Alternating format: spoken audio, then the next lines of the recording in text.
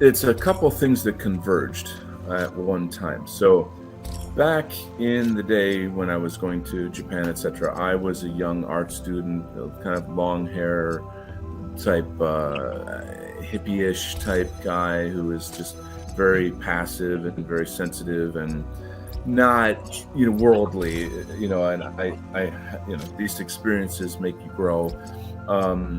I was deeply, deeply interested, obviously, in Zen Buddhism. And when I was in Japan, I became friends with a guy, an American guy who studied karate and Aikido. And then he was like, dude, don't you know that like Buddhism and martial arts are deeply entwined? And that just like lit my head on fire. I was like, oh my God, really? I didn't know that. I thought it was just about doing violence on people, like I had no idea. So I was quite fascinated. But still, I didn't have the impulse towards it. Okay. So I came back to America, back to school, living in the city, and then something very, very, very terrible happened. I was the victim of a home invasion in the apartment that I had, and I got brutalized, and I had to call the police, and this was a very horrible experience. And through that experience, it occurred to me, I will never let anybody do this to me again. I will never, ever allow anybody to do this to me again.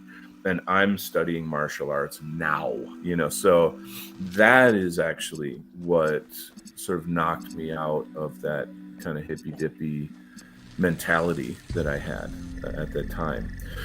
So that's a very rough way to get into it. I mean, I don't think most people do that way. Perhaps some people do.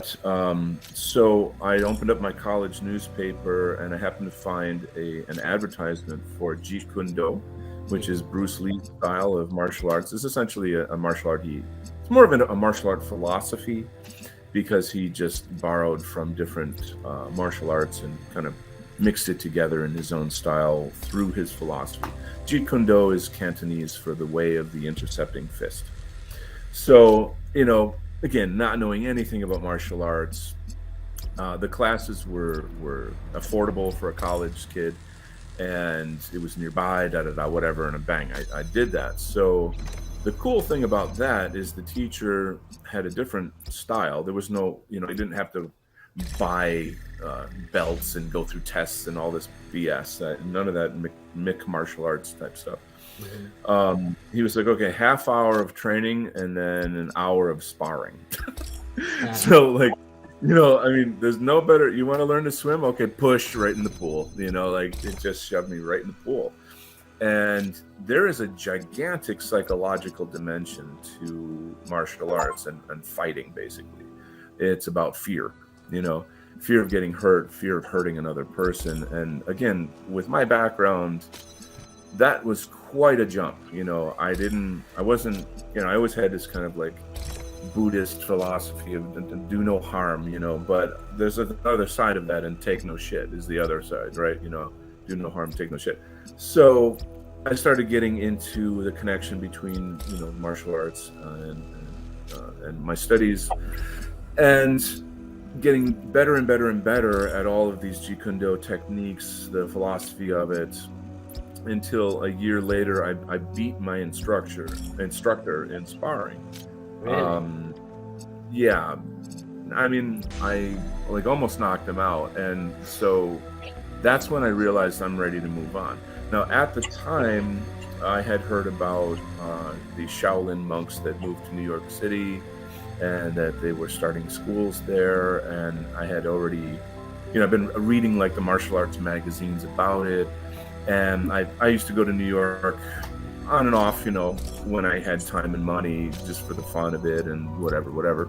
So I went and visited the temple, this and that, and I just set it in my mind, I'm moving to New York to join Shaolin Temple. I'm going to take the next level. And this Shaolin is like the Oxford of martial arts, of Kung Fu specifically, I should say, all martial arts, specifically Chinese martial arts.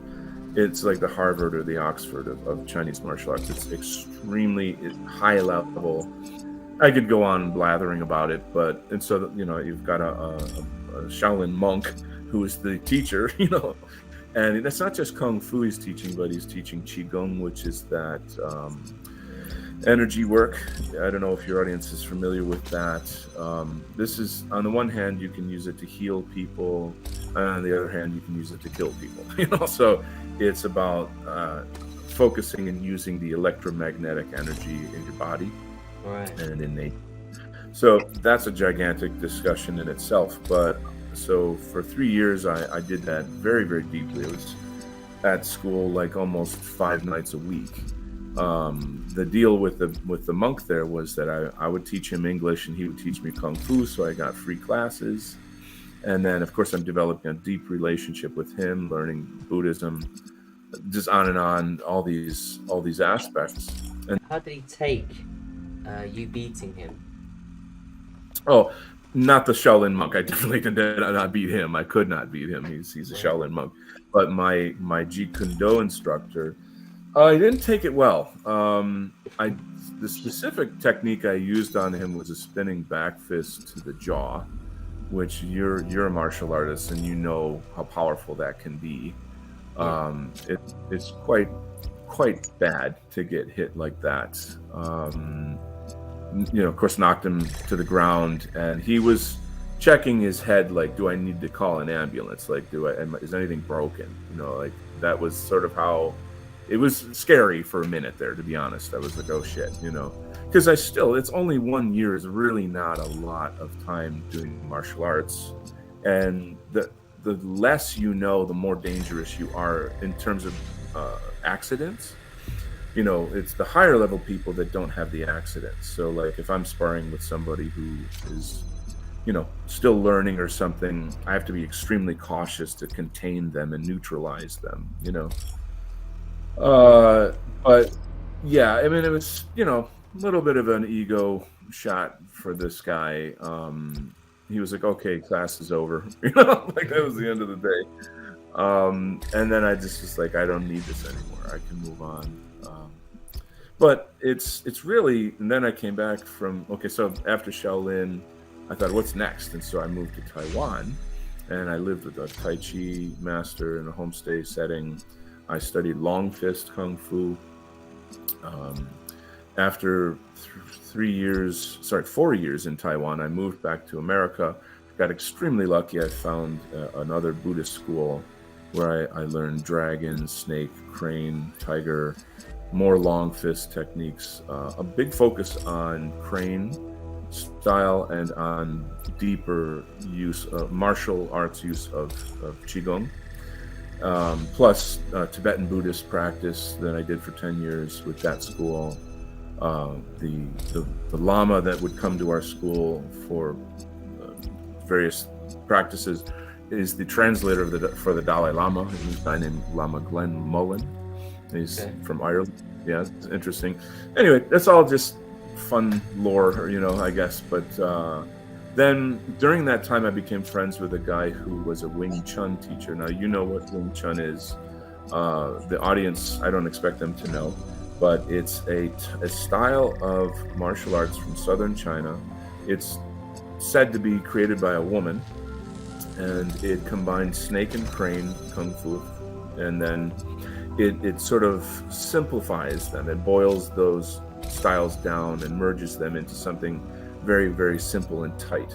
And so someone who does Wing Chun is generally very stationary, kind of rooted like a tree, and all of the techniques are short to mid-range techniques, whereas like long fist, long range, for example, it's a very northern style Kung Fu.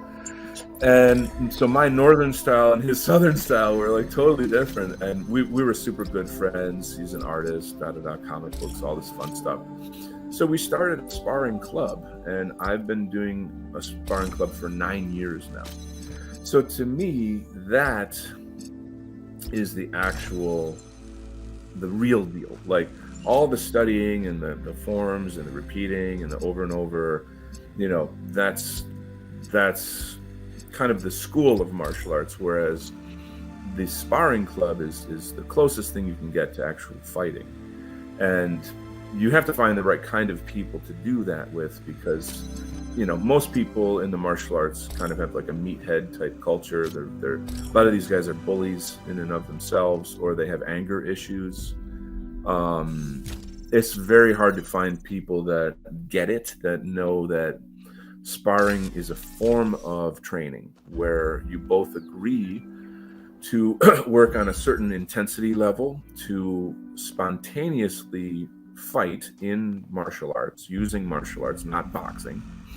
And you test out your techniques in real time with there's no structure to it. See, typically, if you were to go on YouTube and look up, I want to see what does Shaolin Kung Fu applications look like? So, okay, my student here will throw a punch, and as you can see, I blocked it here, and now the next move is called this, and beep, beep, beep, beep, beep. Real life is nothing like that. Nobody's going to punch and then still for you to finish your 5 up next techniques. That's retarded. I hate seeing that shit. It's so false. It's such false advertisement. Everything in fighting is totally chaos. It's chaos. Anything can come out of anywhere at any time.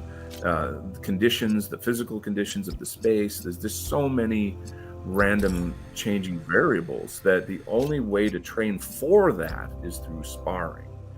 However, you don't want to get injured. So, how do you it's, how can you shoot at each other? I've done Thai boxing since I was 16. I don't do it anymore. But I was doing it on and off for a very long time, for 20 years really. And I really enjoyed sparring. It was the best part of it, other than the drills were good. Obviously they got you really fit, and Sure. we used to go 60-70% in terms of force, sometimes less depending on the person and their preference, but sparring essentially gets your timing down. It helps you to react. It improves your reactions. It essentially stitches everything together. I mean, you can drill pads and pads for so long, but if you're wanting to get into combat, then you need to understand timing and everything, all the different aspects of fighting. Right. I describe it like, imagine learning and mastering French but never going to France. And think of it, I mean, martial arts in a sense is a language. A punch is a question and a block is an answer, if you will. There's all kinds of linguistic aspects to it, where the footwork, the timing, the technique, even just the personality of the person that you're sparring. What kind of person is this? What kind of mood are they in right now? Is this one of these sort of more intellectual persons? Is this guy just a bull? Is he a bear? Is he just he's going to throw himself at me? How much finesse is going on here? And so through sparring for 9 years with many, many different types of martial artists, I've in the crucible of that, I've come up with my own kind of approach that covers the widest amount of possibilities that I think one can have. And it's you'll never have the full picture. You have to just constantly work on it. But that's a big topic.